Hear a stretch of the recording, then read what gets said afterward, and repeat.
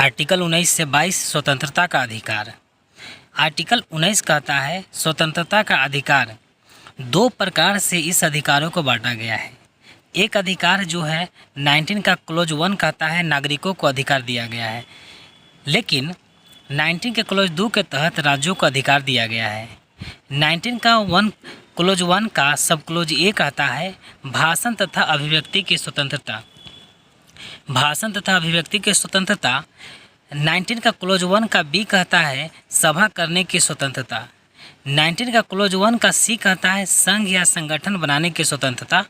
19 का 1 का close D कहता है भ्रमण करने की स्वतंत्रता। 19 का क्लोज 1 का ई कहता है निवास करने की स्वतंत्रता और 19 का 1 का जी कहता है व्यवसाय करने की स्वतंत्रता। भाषण तथा अभिव्यक्ति की स्वतंत्रता पर जो पाबंदी लगाई जाती है राज्यों के द्वारा आर्टिकल 19 का क्लोज 2 के तहत। 19 का क्लोज 1 का बी सभा करने की जो स्वतंत्रता है उस पर पाबंदी 19 का क्लोज 3 लगाती है। संघ या संगठन बनाने की स्वतंत्रता जो है उस पर जो पाबंदी राज्यों द्वारा 19 का क्लोज 4 के तहत लगाई जाती है। भ्रमण करने की जो स्वतंत्रता है 19 का 1 का क्लोज डी में उस पर पाबंदी जो लगाती है 19 का क्लोज 5 लगाता है।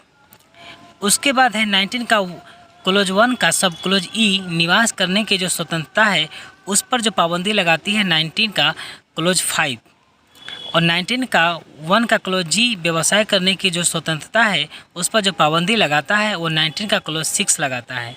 अभिव्यक्ति के अंतर्गत भाषण और अभिव्यक्ति के अंतर्गत होता क्या है? अभिव्यक्ति का मतलब होता है लिखकर, बोलकर तथा सांकेतिक माध्यम से शामिल होते हैं, इसे हम अभिव्यक्ति बोलेंगे। सुप्रीम कोर्ट ने समय समय पर अभिव्यक्ति के अधिकार को परिभाषित किया है। एक लोकतांत्रिक राष्ट्र में अभिव्यक्ति का अधिकार अत्यधिक महत्वपूर्ण है। सुप्रीम कोर्ट के विभिन्न निर्णयों जैसे प्रेस की आज़ादी, टीवी, मीडिया, अखबार, राष्ट्रगान की स्वतंत्रता, राष्ट्रगान आर्टिकल 19 का भाग है। उसके बाद कहता है कि राष्ट्रध्वज का प्राइवेट बिल्डिंग पर फहराना, जैसे कि राष्ट्रध्वज आप प्राइवेट बिल्डिंग पर इसका प्रयोग कर सकते हैं। इसमें एक केस आता है, सर्वोच्च न्यायालय ने सुप्रीम कोर्ट में एक केस आया जिसका नाम था नवीन जिंदल केस। इस 2004 का मामला था। इस केस में कहा गया प्राइवेट बिल्डिंग पर राष्ट्रध्वज का प्रयोग करना आर्टिकल 19 का क्लोज 1 का सब क्लोज ए के अंतर्गत माना। उसके बाद कहा नवीन जिंदल केस में कहा कि प्राइवेट बिल्डिंग पर आप राष्ट्रध्वज फहरा सकते हैं या आर्टिकल 19 का क्लोज 1 का सब क्लोज ए के अंतर्गत माना, लेकिन कहा कि राष्ट्रध्वज संहिता यानी कि फ्लैग कोड का उल्लंघन 2022 वाली जो फ्लैग कोड है उसका उल्लंघन नहीं होना चाहिए। सुप्रीम कोर्ट ने ऐसा कहा। नोटा, सुप्रीम कोर्ट ने नोटा को 19 का क्लोज 1 का सब क्लोज ए का भाग माना। नोटा का मतलब होता है none of the above. RTI सूचना का अधिकार, RTI right to information act जो होता है सूचना का अधिकार है, इसे भी आर्टिकल 19 का 1 का क्लोज ए के भाग माना। सुप्रीम कोर्ट ने कहा कि राष्ट्रगान में चुप रहने, शांत रहने के अधिकार को आर्टिकल 19 का क्लोज 1 का सब क्लोज ए के अंतर्गत माना। इसे इमैनुअल बनाम केरल सरकार बाद में 1986 में नेशनल हॉनर एक्ट 1971 के का उल्लंघन नहीं माना। नेक्स्ट आर्टिकल 19 का क्लोज 2 कहता है अभिव्यक्ति की स्वतंत्रता पर निर्बंध लगाई जा सकती है, यानी 19 का क्लोज 2 के अंतर्गत अभिव्यक्ति की स्वतंत्रता पर निर्बंधन लगाई जा सकती है, जैसे कि जो निम्नलिखित है, जैसे कि एसआईपी के आधार पर, सोवरेनिटी के आधार पर, इंटीग्रिटी के आधार पर और पब्लिक ऑर्डर के आधार पर, यानी संप्रभुता के आधार पर, अखंडता के आधार पर, लोक व्यवस्था के आधार पर।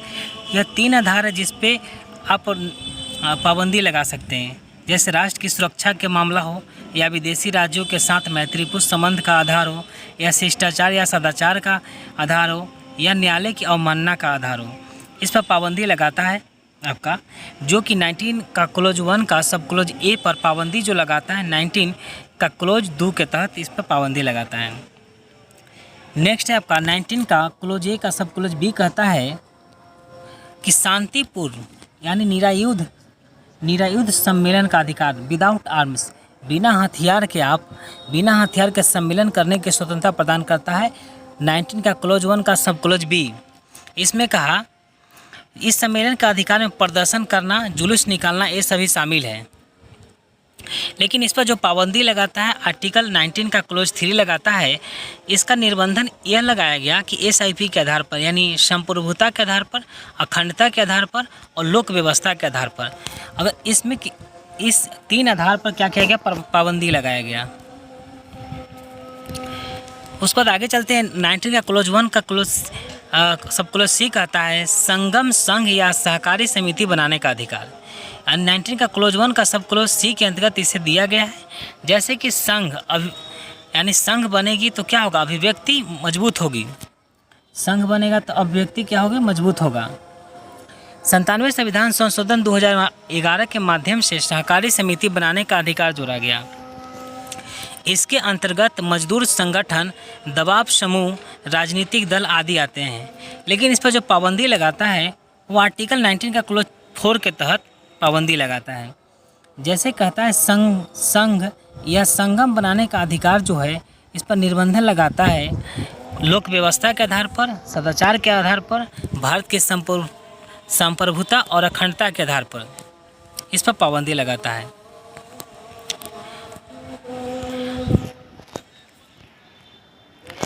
उसके बाद कहता है 19 का क्लोज 1 का सब क्लोज डी कहता है भारत के राज्य क्षेत्र में सर्वत्र आबाद संरचन का अधिकार, यानी कि भारत में कहीं घूमने जाने की इसमें छूट। 19 का क्लोज 1 का डी कहता है भारत के राज्य क्षेत्र में सर्वत्र आबाद संरचन का अधिकार मिलता है। जैसे कि भारत के सीमा के अंतर्गत बिना बाधा के संचरण कर सकता है, यानी घूम सकता है। भारत में कहीं भी घूमने का इसमें फ्रीडम दिया गया है, स्वतंत्रता दिया गया है। उसके बाद इस पर जो पाबंदी लगाता है वो लगाता है 19 का क्लोज 5। इस अधिकार पर जो पाबंदी लगाता है 19 का क्लोज 5 के तहत, जैसे कि साधारण जनता के हित के आधार पर, SC ST के हित के आधार पर, वैश्यावृत्ति के संचरण के आधार पर, या कोविड प्रमाणित व्यक्ति का संचरण पर रोक के आधार पर, महामारी में संचरण का रोक लगाकर एड्स प्रभावित व्यक्ति पर निर्बंधन नहीं लगता है। जैसे कि इस पर कहीं भी घूमने के आर्टिकल 19 का क्लोज 1 के सब क्लोज डी में बताता है कि आप कहीं भी घूम सकते हैं। भारत के अंदर की बात करते हैं, इंडिया के अंदर कहीं भी घूम सकते हैं। लेकिन आर्टिकल 19 का क्लोज 5 कहता है कि आप घूम सकते हैं, बट साधारण जनता के हित के आधार पर, अगर उससे किसी को नुकसान न पहुँचे, SC ST के हित को ध्यान में रखकर, वैश्यावृत्ति के संचरण पर। जैसे कोविड से पीड़ित लोगों को घूमने देने पर पाबंदी लगाया गया, क्योंकि ये आर्टिकल 19 का क्लोज 5 के अंतर्गत। जैसे कि महामारी में कोई भी व्यक्ति को घूमने नहीं दिया जाएगा, यानी कि यह भी आपका 19 का क्लोज 5 के अंतर्गत इस पर पाबंदी लगाता है। आर्टिकल 19 का क्लोज 1 का सब क्लोज ई कहता है भारत में किसी नागरिक को राज्य क्षेत्र के किसी भी भाग में निवास करने का अधिकार है। यानी भारत के कोई भी नागरिक को भारत के राज्य क्षेत्र में कहीं भी निवास करने का अधिकार है। लेकिन इस पर पाबंदी लगाता है। पाबंदी क्या लगाता है, 19 का क्लोज 5 के अंतर्गत इस पर पाबंदी लगाता है कि साधारण जनता के हित को ध्यान में रखकर, SC ST के हित को ध्यान में रखकर आप उसमें कहीं भी निवास कर सकते हैं। उसके बाद है आपका 19 का क्लोज 1 का सब क्लोज F कहता है यह संपत्ति का अधिकार था, लेकिन सरकार ने इसे 44वें संविधान संशोधन 1978 के माध्यम से इसे हटा दिया और वर्तमान में यह 300 के क्लोज ए के में एक कानूनी अधिकार है। उसके बाद कहता है आर्टिकल 19 का क्लोज 1 का सब क्लोज जी कहता है किसी भी नागरिक को कोई भी व्यवसाय, आजीविका, व्यापार, कारोबार करने का अधिकार है। कोई भी व्यवसाय यानी कि आप कर सकते हैं आप। लेकिन इसमें एक बात और कहता है, इस पर पाबंदी भी लगाई गई है आर्टिकल 19 का क्लोज 6 के अंतर्गत। क्या पाबंदी क्या कहता है, किसी भी वृत्ति या व्यापार के लिए तकनीकी अर्हता आपको जरूरी है। टेक्निकल जो एलिजिबिलिटी है वो आपको होना चाहिए। नागरिकों को पूर्णतः व्यापार या कारोबार से इसलिए वर्जित कर देना क्योंकि राज्य किसी व्यवसाय का एकाधिकार करना चाहता है। यानी कोई ऐसा काम आप नहीं करेंगे। 19 का क्लोज 1 का सब क्लोज जी कहता है कोई भी व्यवसाय आप कर सकते हैं, लेकिन 19 का क्लोज 6 के अंतर्गत कहता है कि आप वैसा व्यापार नहीं करेंगे जो हानि पहुंचाता हो। उसके बाद आर्टिकल 20 का कहता है अपराधों के लिए 2 सिद्ध के संरक्षण में। अपराधों के लिए 2 सिद्ध संरक्षण कहता है आर्टिकल 20 में। 20 का क्लोज 1 कहता है भूतलक्षी विधि से संरक्षण, एक्स पोस्ट फैक्ट लॉग इसको बोलते हैं। आर्टिकल 20 का क्लोज 2 कहता है दोहरे दंड से संरक्षण। आर्टिकल 20 का क्लोज 3 कहता है स्वयं के विरुद्ध दोष सिद्ध से संरक्षण। आर्टिकल 20 का क्लोज 1 कहता है भूतलक्षी विधि से संरक्षण, जैसे कोई व्यक्ति किसी अपराध के लिए उतनी ही सज़ा का हकदार होगा जितनी सज़ा उस समय निर्धारित की गई होगी। यानी कि उतनी ही सज़ा आपको मिलेगी जितना उस समय, जिस समय आप कोई गलत काम करते हैं उस समय जितनी सज़ा होगी उतना ही सज़ा आपको दिया जाएगा। उसका चलते हैं आगे क्रिमिनल। जैसे क्रिमिनल अब फौजदारी और दीवानी। फौजदारी मामलों में आर्टिकल 20 का 1 इस पर लागू होता है, लेकिन दीवानी मामलों में भूतलक्षी विधि भी लागू की जा सकती है।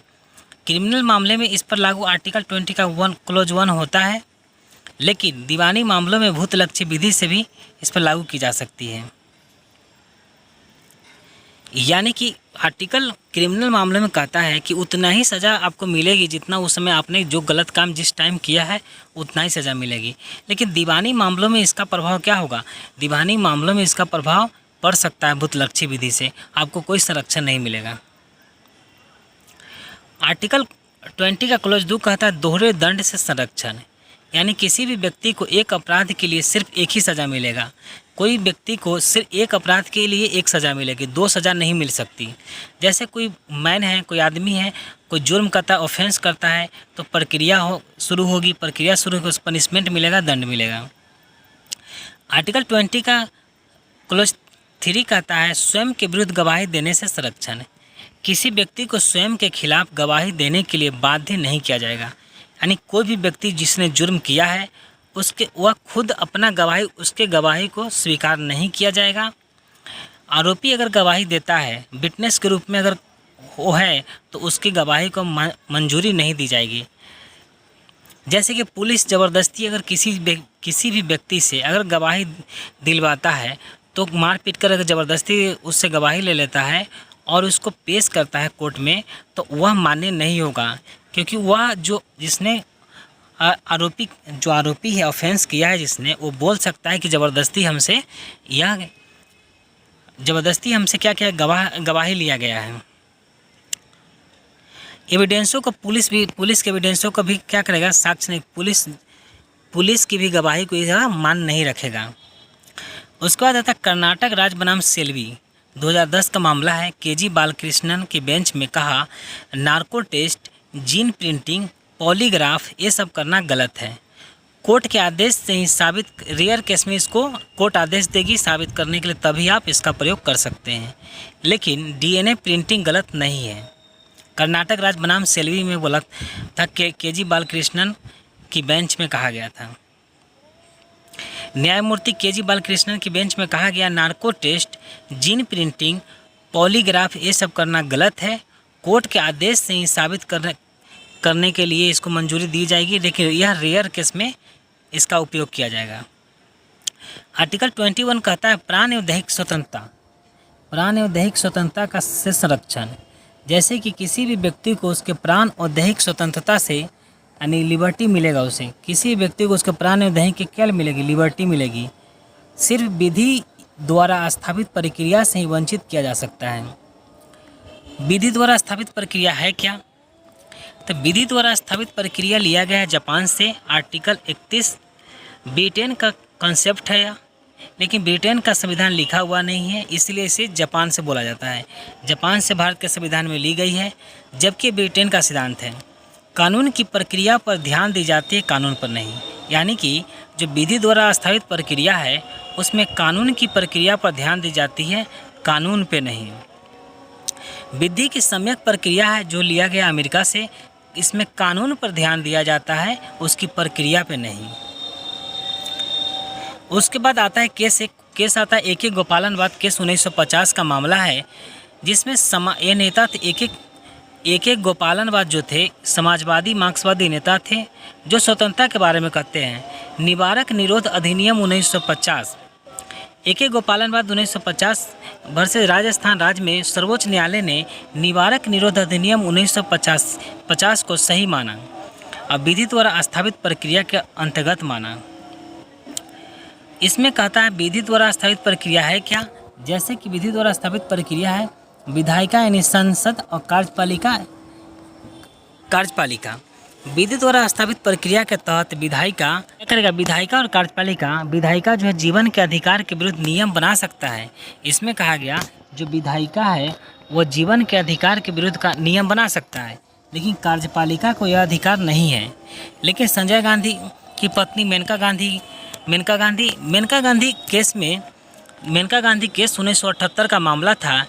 इसमें विदेश जाने का अधिकार को आर्टिकल 21 के अंतर्गत माना, यानी कि मेनका गांधी कहीं अगर हमें विदेश नहीं जाने दिया जाएगा तो क्या है, मेरे आर्टिकल 21 का उल्लंघन किया जा रहा है और मैं मर जाऊंगी।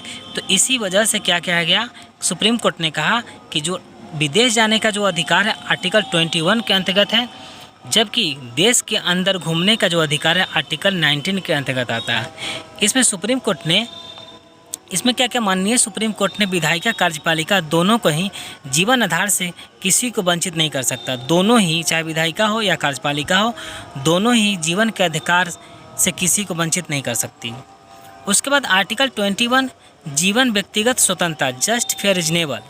इसमें कहा गया है आर्टिकल 14 और आर्टिकल 19 का उल्लंघन नहीं है। अगर जस्ट फेयर रिजनेबल है तो इसमें आर्टिकल 14 और 19 का उल्लंघन नहीं है। आर्टिकल 21 के तहत जीवन और व्यक्तिगत स्वतंत्रता से व्यक्ति को जस्ट फेयर रिजनेबल विधि के माध्यम से वंचित किया जा सकता है।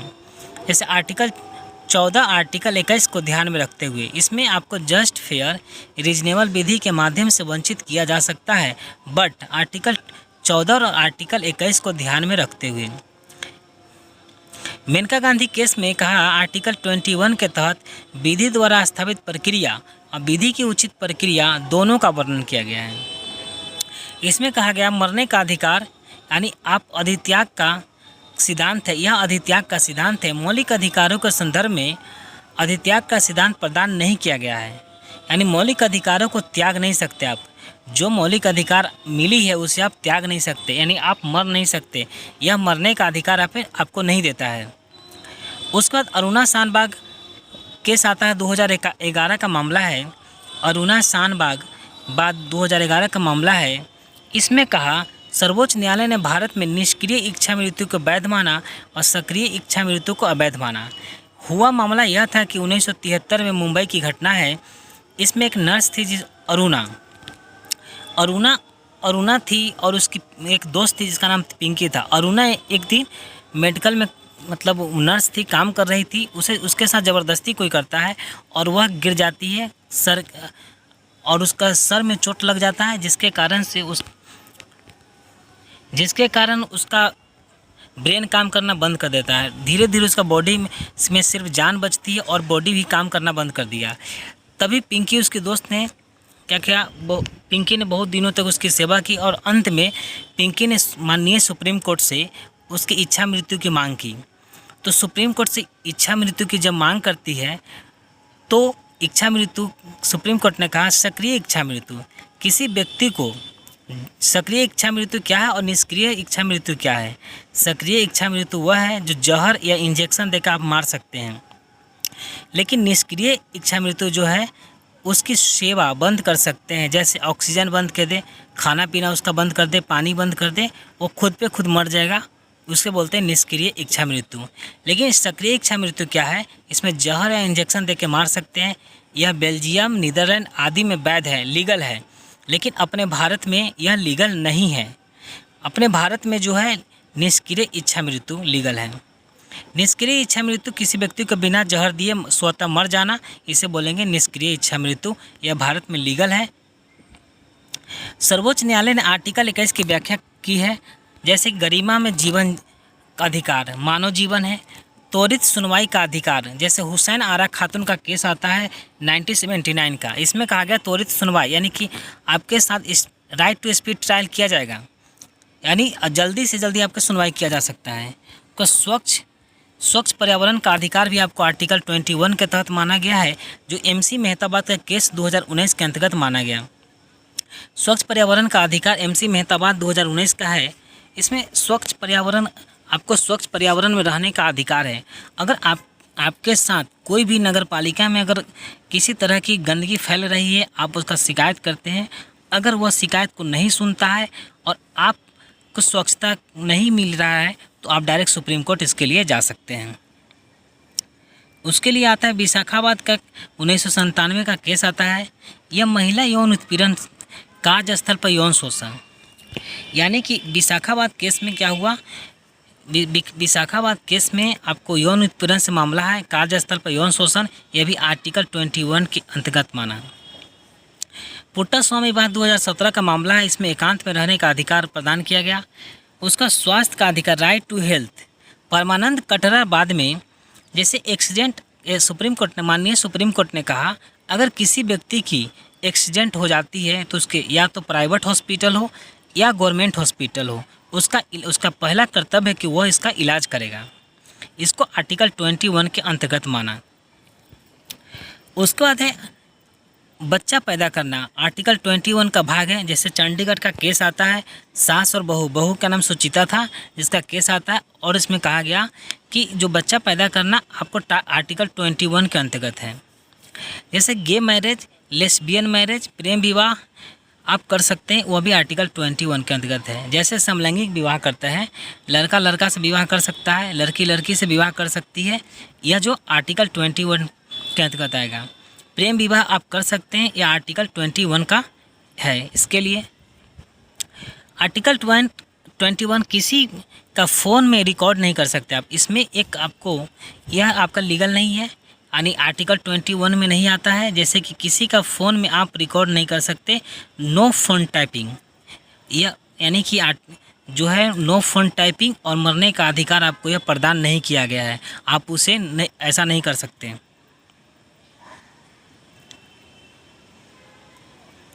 उसके बाद शिक्षा का अधिकार, राइट टू एजुकेशन, इसको 86वें संविधान संशोधन 2002 के माध्यम से आर्टिकल 21 का क्लोज ए जोड़ा गया।